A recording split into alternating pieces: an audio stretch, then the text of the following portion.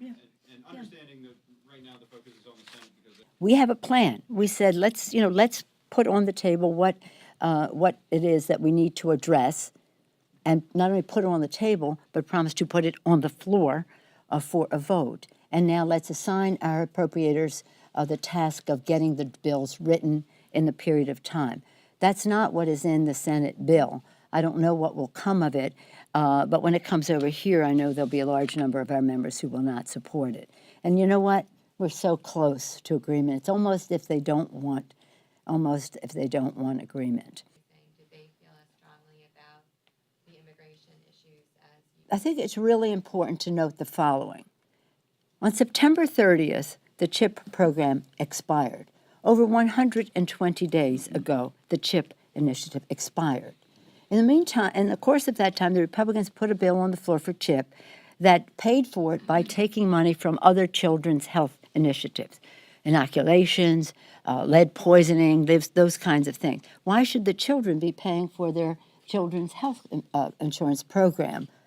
We didn't even let corporations pay for anything when they got $1 trillion-something tax rate. But anyway, taking it back to that. So all of a sudden, the Senate has decided CHIP, and they have on one of their split screen things, CHIP expires today. No, expired 120 days ago, and you didn't do anything about it.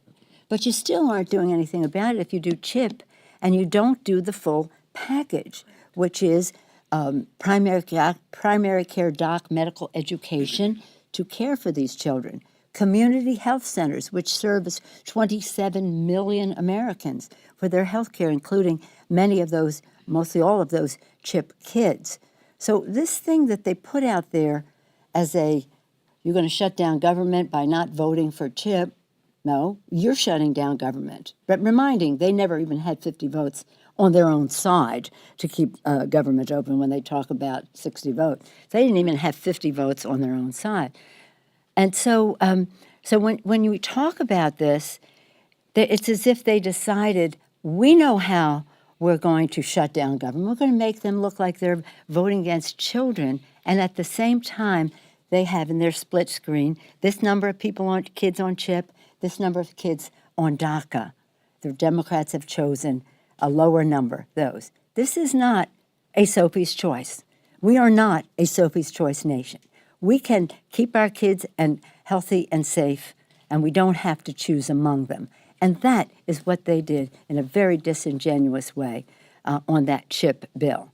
In our military, and like so many of our servicemen and women when they come home. A shutdown is very serious. When the president said a good shutdown, oxymoron, there's no such thing as a good shutdown. But on the first anniversary of his inauguration, he got what he wanted, a shutdown, a Trump shutdown. And it is made harder to deal with because of the Trump GOP tax scam. Thank you very much. And let me thank our members who have served in the military.